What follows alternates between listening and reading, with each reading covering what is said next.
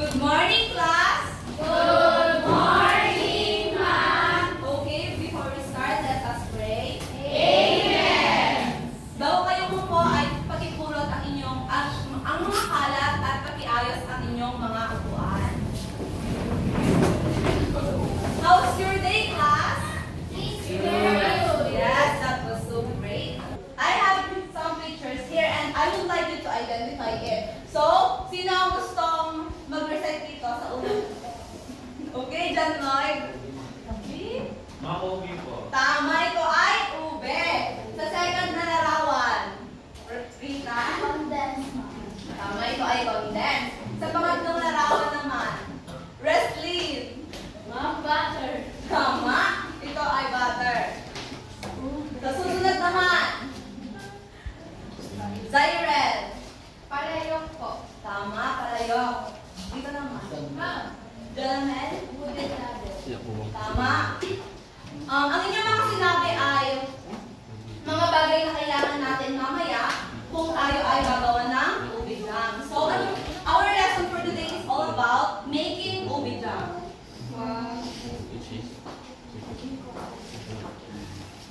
What is jam? Kindly read the definition of jam is thick, sweet spread made by cooking fruit with sugar. It is often used as a topping for bread and biscuits. Jam is a thick spread made by cooking fruit with sugar. Yung fruit daw na may halo, ay yung sinahaluan ng sugar, tapos yung jam is usually nilalagay or pinapalaman sa bread or sweets. History of jam, kindly read po. Jams have their origins in ancient times with the Greeks and Romans honey and fruit to make sweet spreads. They also used a method of preserving by drying in the sun or in ovens. In medieval Europe, monks made preserves and jams with honey or sugar to preserve fruits and berries for winter. The history of ube jam. Ube halaya, also known as ube jam or purple yam jam. It has been loved and beloved served in the Philippines for generations. Its roots can be traced back and traced experimenting with different ways to prepare ube. Ube jam is also known as ube halaya. It is beloved dessert in Philippines for It is a beloved dessert in the Philippines for generations.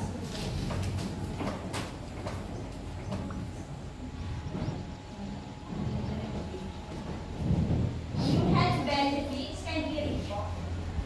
Ube jam made from the purple yam offers several benefits due to its rich source of antioxidants, vitamins, and minerals, including anthocyanins, vitamin C, and potassium, which can help reduce inflammation, lower blood pressure, and boost the immune system.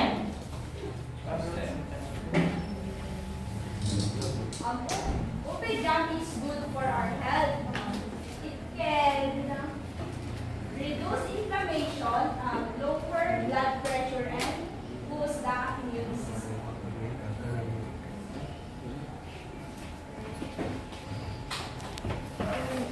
Okay, palibasa nga ang definition ng cultural significance of ube jam.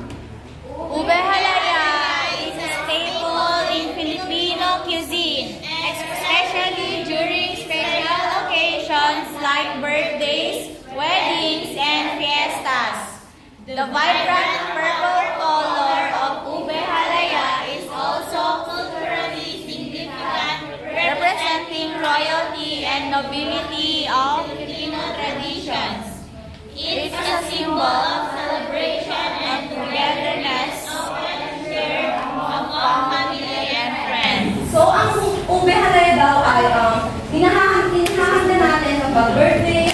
religious festas and other occasions. Tapos, it signifies representing royalty and nobility of Filipino traditions at symbolize ito ng togetherness of shared among family and friends.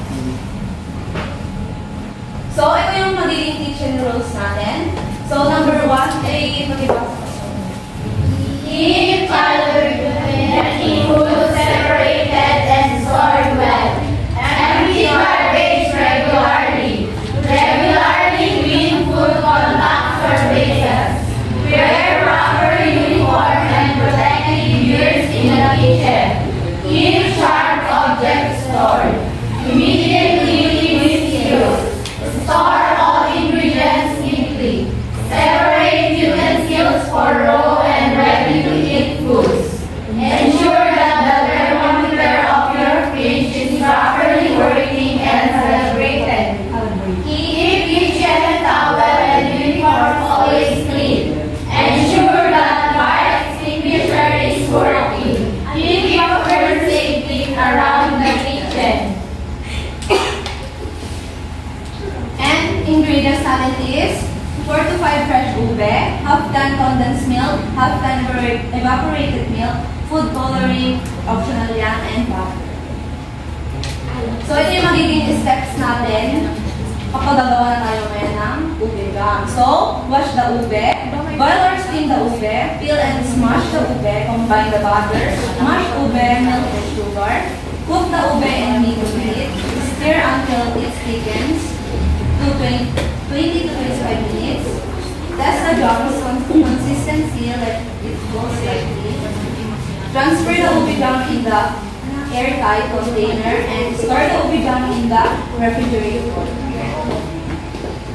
So, per group ay ikukan namin, i-rate. So, ito yung magiging rubrics natin.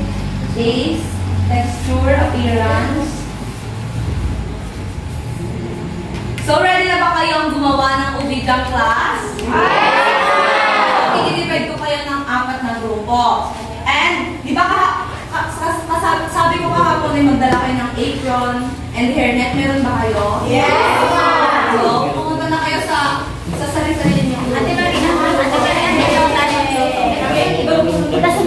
Okay, pagkatapos nyo na-boil yung ube, you can peel it and mash the ube. Pwede nyo ito mo. Alam mo ra.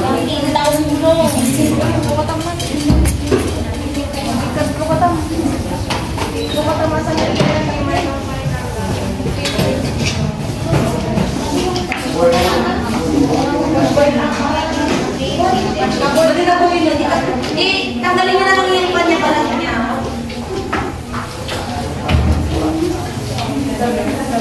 Tapos, pagkatapos nyo natanggal yung balat niya is-smash nyo na siya. Dito magmamash. Ping-ping sa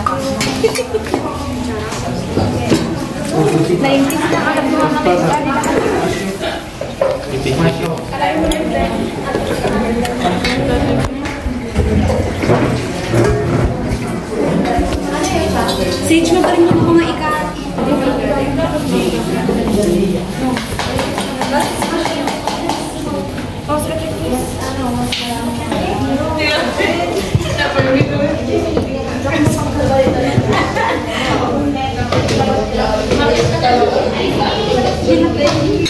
Okay, next time is smash nyo na ang ube.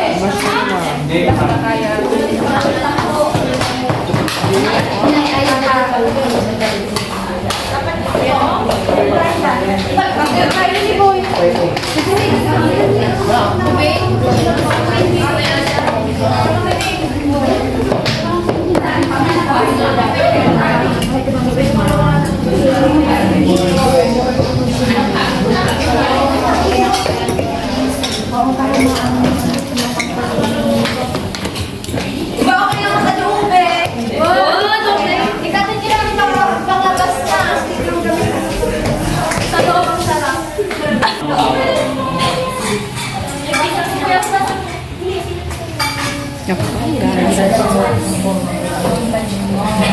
Kasi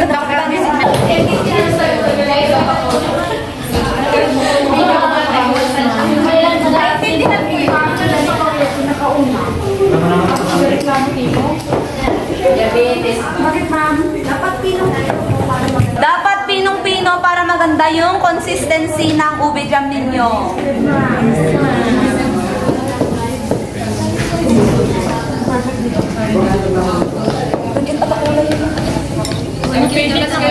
Kapag natapos nyo ng ma-smash yung ube is, next naman na maglulus ay magtitimpla ng Gatas. gatas. O, go next batch. Next batch, group 1. Group 2.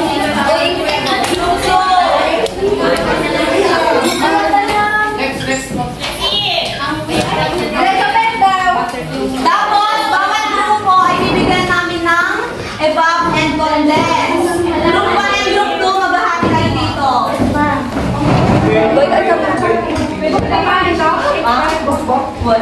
Maghahati kayo ng group 3 and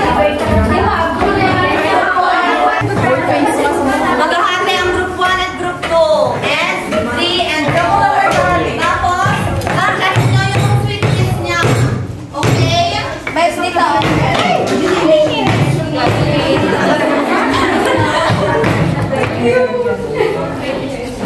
Pag hinahalo nyo, i-mix-mix mo lang siya.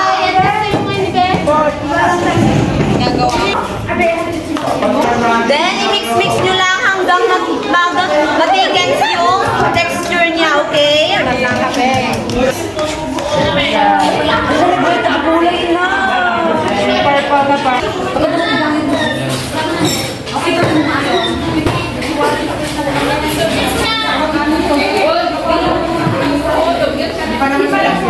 Tikman nyo muna tapos iluto kayo ng pan. Walang pinapay. Sandero mo na naman. Kapag tumura ka sa sugar ito.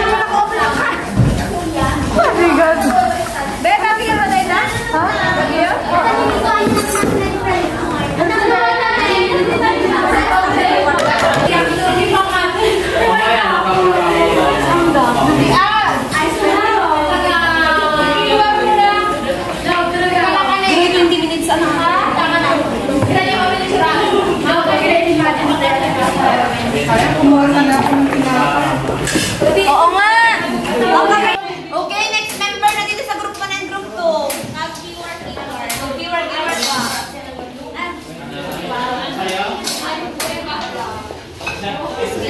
pa. Sabi ako lang to. Next time, keyword.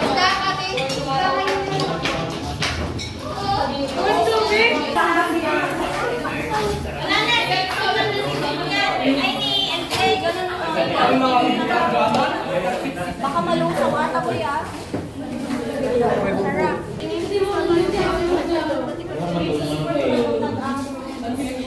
Group 5, group 1 and 2. Tapos na magluto group 3 and 4 na.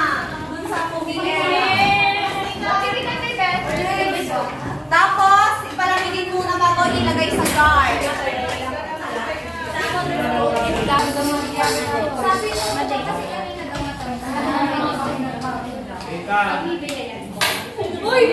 O, next member na. Next member of group 1 and 2. Dapat tagal pa.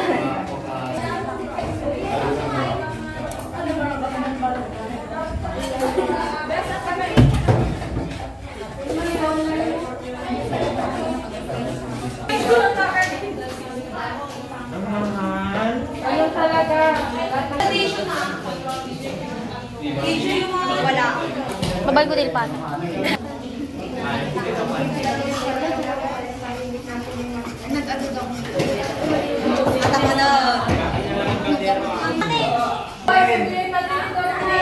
Oh, grabe din ah. Okay, class, bring out one more sheet of paper para sa ulan ito. Number 1, what is the main ingredient of ube gum? Number 2, what is the typical color of ube gum? Number 3, how is the ube typically cooked? Number 4, what is the purpose of adding sugar to the ube gum? Number 5, can ube gum be frozen? Opo, yan lang. And ipapasa mamaya. Gusto ba mga bata? What is the main ingredient of ube gum? Ube! Tama, check. Number 2, what is the typical color of ube gum? Number 3, how is the ube typically cooked? Number 4, what is the purpose of adding sugar to ube gum? Sweetness para lumamis. And number 5, can ube gum be frozen? Yan. Sinong nakakuha ng perfect score? Boy, pasa na yung mga papel hindi ka sa akin.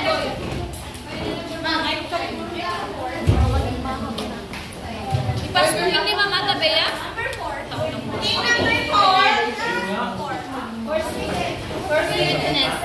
Sweetness. Bali, ipasuhin mo. Ipaskil mo ate ah. Nakabigo ko lang. Ayan.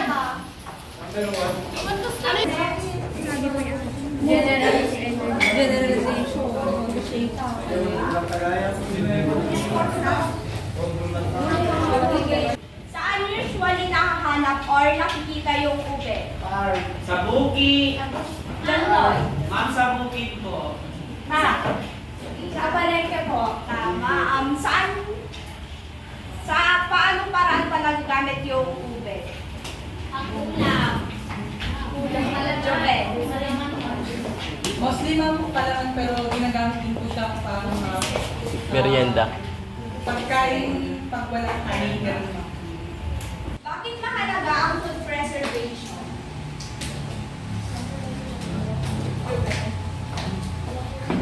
Ma'am, bukod po sa ma-preserve po natin yung pagkain is, meron po tayong mga hugot sa tuwing, for example, yung mga prutas po, hindi naman po kada month namumunga o kada once a year lang po. Meron po tayong ma-preserve na fruits na pwede lagi kayo.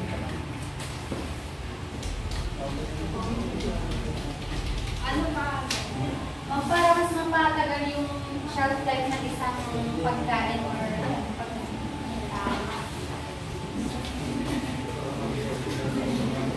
So, nandito yung mga finished product na nagawa nyo at tignan natin kung ano yung pagkakaiba nila. So, sa group 1, group 2, 3, and 4. So, ano sa palagay nyo yung pagkakaiba nila? Okay, Zaidel?